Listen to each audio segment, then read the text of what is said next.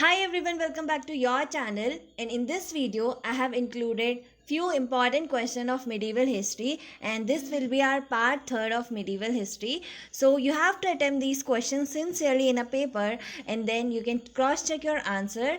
You can also comment down your marks in the comment section below. So without wasting your time, let's start our video.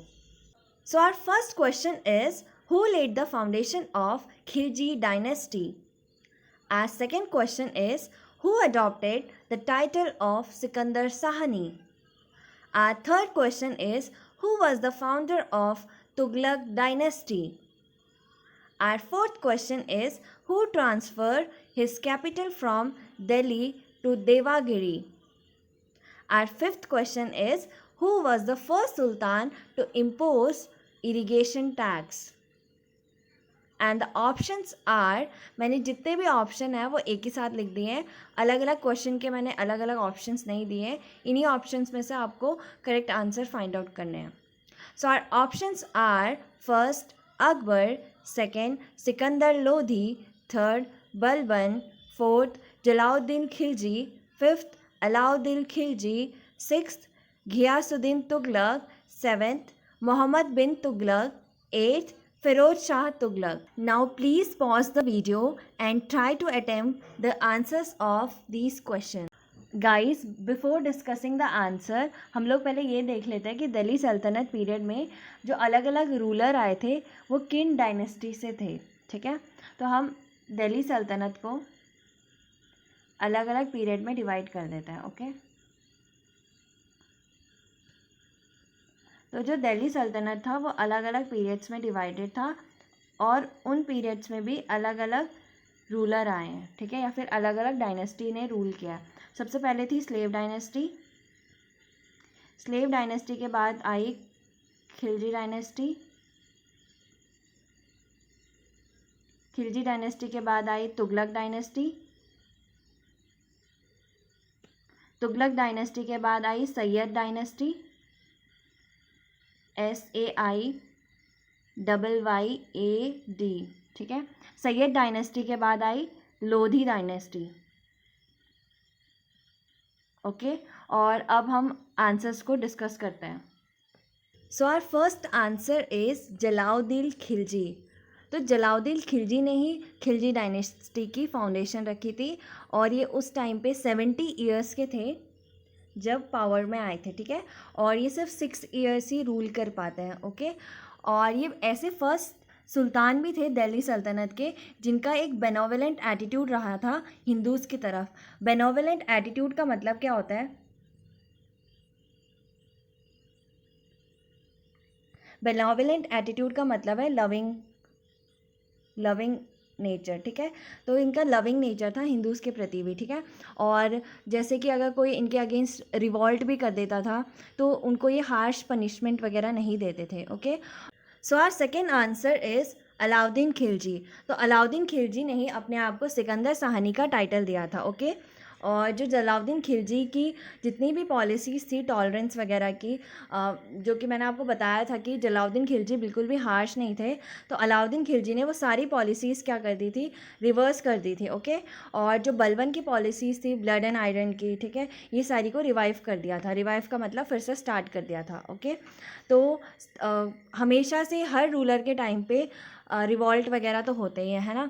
तो खिलजी के time पे भी revolt वगैरह हो रहे थे, तो खिलजी ने क्या करा, एक कमेटी बनाई. ठीक है, ताकि वो सर्च कर सके कि जो कंटिन्यूस रिवॉल्ट है उनके रीज़न क्या है. ओके, तो जो कमेटी है वो उनको 4 रीज़न देती है. ठीक है, अब वो 4 रीज़न क्या होते हैं? वो बोलते हैं कि जो ऑफिसर हैं हमारे किंगडम के, या फिर जो किंगडम के ही, उनके पास बहुत ज़्यादा वेल्थ है. ठीक है, और अगर किसी के पास भी वेल्थ होगा तो वो उनके क्या होता है, एम्बिशन ज़्यादा होते हैं. ठीक है, और अगर किसी के एम्बिशन ज़्यादा होंगे तो उसके वजह से रिवॉल्ट भी क्या होगा, ज़्यादा होगा. ठीक है, और जो सेकेंड रीज़न देती है वो कमेटी, वो था कि लिक्विड कंजप्शन बहुत ज़्यादा हो रहा है. तो हमें पता है कि जब भी कोई अल्कोहल वगैरह ज़्यादा कंज्यूम कर लेता है तो वो कुछ भी बोलता है एंड कुछ भी करता है. ठीक है, तो इससे भी क्या उन्होंने मतलब रीज़न बताया कि लिक्विड कंजप्शन को भी कम करना पड़ेगा. ठीक है, थर्ड रीज़न उन्होंने बोला कि हमारी किंगडम में या फिर जो हमारा रीजन है उसमें बहुत ज़्यादा क्या हो रहा है, सोशल गैदरिंग हो रही है ऑफिसर्स की. तो जब भी ऑफिसर लोग मिलेंगे बातचीत होगी तो वो कभी ना कभी कॉन्स्पिरेंसी करने की पक्का कोशिश करेंगे, ठीक है। चौथा रीज़न उन्होंने ये बोला कि आप स्टेट अफेयर्स में इंटरफेयर नहीं कर रहे हैं, ठीक है। तो मतलब आप जो भी काम वगैरह होता है उसमें बिल्कुल भी इंटरफेरेंस नहीं करते हैं आप, मतलब अलग से ही रहते हैं, ठीक है। तो ये 4 रीज़न बताए थे उन कमेटी ने। ये रीज़न सुनने के बाद क्या करते हैं, ये जितनी भी लैंड प्रॉपर्टी होती है या फिर जितना भी इन्होंने पेंशन दिया होता है लोगों को, तो ये क्या करते हैं वो सारा वापस ले लेते हैं। उसके बाद ये क्या करते हैं, जितना भी अल्कोहल कंजप्शन होता है वो क्या करते हैं, बैन ही कर देता है बिल्कुल, ठीक है। उसके बाद ये और क्या करते हैं, जितनी भी सोशल गैदरिंग होती है उनको भी पूरी तरह से बैन कर देते हैं। और अगर जैसे कि अगर तुम्हें किसी से शादी भी करनी होगी तो उसके लिए भी तुम्हें परमिशन लेनी होगी। आमिर खुसरो भी इन्हीं के दरबार के पोएट होते हैं, ठीक है। आमिर खुसरो। और ये बहुत सारे फेमस गेटवे भी बनाते हैं, जैसे कि अलाई दरवाज़ा,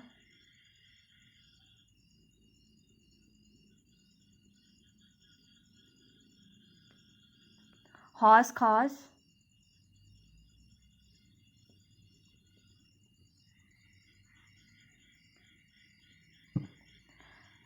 थर्ड है जमायत खाना मॉस्क एंड फोर्थ है अलाई मीनार। और ये एक न्यू कैपिटल भी बनाते हैं सिरी में, SIRI, ठीक है। तो ये न्यू कैपिटल भी बनाते हैं सिरी में। और ये मैंने आपको बता ही दिया है कि इन्होंने अपने आप को सिकंदर सहानी का टाइटल दिया था, ओके। और जो आमिर खुसरो थे ना इनके पोएट, इनको ये टाइटल देते हैं टूटी ए हिंद, जिसको पैरट ऑफ इंडिया भी बोलते हैं। और ये मशहद सिस्टम भी लाते हैं, MASHAHAT। तो ये मशहद सिस्टम भी इंट्रोड्यूस करता है। मशहद सिस्टम का मतलब क्या होता है कि पहले लैंड को क्या करेंगे, मेजर करेंगे, और मेजर करने के बाद उसी के अकॉर्डिंग फार्मर्स को क्या देना पड़ेगा, रेवेन्यू देना पड़ेगा, ओके। और जो टूल यूज़ होता था मेजरिंग द लैंड उसको बिस्वा बोलते थे, ठीक है। तो इन्होंने बिस्वा टूल यूज़ करा था for measuring the land, okay. और यही पहले सुल्तान थे जिन्होंने स्टैंडिंग आर्मी इंट्रोड्यूस करी थी। और उस स्टैंडिंग आर्मी को ये क्या करते थे, सैलरी इन कैश देते थे, ओके। इन्होंने दाग सिस्टम भी इंट्रोड्यूस करा था, DAGH, ठीक है। अच्छा, दाग सिस्टम बेसिकली होता क्या है, देखो उस टाइम पे क्या होता था ना कि ये लोग हॉर्स कहाँ से इंपोर्ट करते थे, अरब से, ठीक है, जो कि बहुत ज़्यादा क्या होते थे, कॉस्टली होते थे, ओके। तो आर्मी के जो पर्सन है वो क्या करते थे, इन कॉस्टली हॉर्स को सेल कर देते थे और उसकी जगह चीप हॉर्सेस बाई कर लेते थे। तो इससे क्या होगा, आर्मी की एफिशिएंसी क्या होगी, कम हो जाएगी, है ना। और जो खिलजी के एम्बिशन होंगे वो डेंजर में आ जाएंगे, है ना। तो ये खिलजी क्या करता है कि दाग सिस्टम को इंट्रोड्यूस कर देता है। अब दाग सिस्टम में होगा क्या कि ये हॉर्सेस पे एक स्टैंप मार देंगे, जिसके वजह से ना तो कोई उन हॉर्सेस को सेल कर पाए और ना कोई उन हॉर्सेस को बाई कर पाए, ठीक है। और ये चेहरा एंड हुलिया सिस्टम भी इंट्रोड्यूस करते हैं, चेहरा और हुलिया सिस्टम, चेहरा भी बोलता है और हुलिया भी बोलता है, सेम ही है। तो चेहरा और हुलिया सिस्टम में बेसिकली होता क्या है, देखो अब आर्मी में तुम्हें क्या कर रहे हैं, भर्ती करवा रहे हैं, ठीक है। और तुम्हें बहुत ज़्यादा ट्रेनिंग में तुम्हारे ऊपर क्या हो रहा है, बहुत ज़्यादा इन्वेस्टमेंट भी हो रहा है ना, तुम्हें सैलरी भी मिल रही है। लेकिन जब वॉर होती है तो ये लोग क्या करते हैं, सब नहीं, कुछ आर्मी पर्सन क्या करते थे कि अपनी जगह नीडी पीपल या फिर जो लेबरर्स है उनको पैसा दे के अपनी जगह वॉर में भेज देंगे। तो इससे क्या होगा, अब जो लेबर और नीडी पीपल हैं उनको इतनी ट्रेनिंग तो आती है नहीं, तो इससे क्या होगा, राजा का लॉस होता था, ठीक है। तो उन्होंने क्या करा, हुलिया सिस्टम लाया, ताकि वो मतलब जैसे अभी नहीं होता है एयरपोर्ट में तुम एंटर करते हो तो तुम्हारा पूरा स्कैन हो जाता है फेस वगैरह, ऐसे ही ये भी मतलब चेक करते थे इंसान का हुलिया, ठीक है। तो जब भी रिक्रूटमेंट होती थी तो उस टाइम पे वो आर्मी पर्सन का पूरा हुलिया चेक कर लेते थे, ताकि बाद में कोई भी ऐसे गद्दारी ना कर सके। थर्ड का आंसर हो जाएगा घियासुद्दीन तुगलक। तो तुगलक डायनेस्टी के फाउंडर कौन थे, घियासुद्दीन तुगलक, ठीक है। और इन्होंने ही सबसे पहले इरिगेशन वर्क को स्टार्ट करा था, ठीक है। और इन्होंने एक स्ट्रॉन्ग फोर्ट भी बिल्ड करा था जिसका नाम है तुगलकाबाद, और ये कहाँ पर है, दिल्ली में, ओके, तो our fourth answer is Mohammad bin Tughlaq. तो मोहम्मद बिन तुगलक ने अपनी कैपिटल को शिफ्ट करा था फ्रॉम दिल्ली टू देवागिरी, जिसको दौलताबाद भी बोलते हैं। लेकिन वापस से बहुत सारे रीजंस की वजह से इनको फिर से अपनी capital Devagiri to Delhi shift करनी पड़ती है। एक्चुअली उनमें से कुछ रीजंस ये थे कि जो डिस्टेंस था बिटवीन टू प्लेसेस, ये दिल्ली से लेकर जो देवागिरी का डिस्टेंस था वो 1500 किलोमीटर था, 1500 किलोमीटर था। और ये डिस्टेंस को क्या बोलते हैं, ये डिस्टेंस को तय करते करते ही ये आधे लोग क्या होते हैं, मर जाते हैं बीच में, ठीक है, क्योंकि उस टाइम में समर भी बहुत ज़्यादा था और वो नहीं टॉलरेट कर पाते इतनी गर्मी को, ठीक है। और सेकंड रीज़न ये भी था कि वहाँ पे जो क्लाइमेट कंडीशन थी बहुत लोगों को सूट नहीं हो रही थी, ठीक है, क्योंकि दिल्ली का क्लाइमेट कंडीशन कुछ और है और दौलताबाद का क्लाइमेट कंडीशन कुछ और था, ठीक है। और वहाँ पे ट्रांसपोर्ट, कम्युनिकेशन, ये सारे लीस्ट डेवलप थे, ओके। तो सबको प्रॉब्लम हो रही थी। इवन जो ये मोहम्मद बिन तुगलक होते हैं ये सारे लोगों को फोर्सफुली शिफ्ट करने की कोशिश करते हैं यहाँ पे देवागिरी में, ठीक है। लेकिन बाद में इनको वापस दौलताबाद से दिल्ली शिफ्ट करनी पड़ती है अपनी कैपिटल। और ये दूसरी टोकन करेंसी भी लाते हैं जो कि क्या होता है, कॉपर कॉइन्स।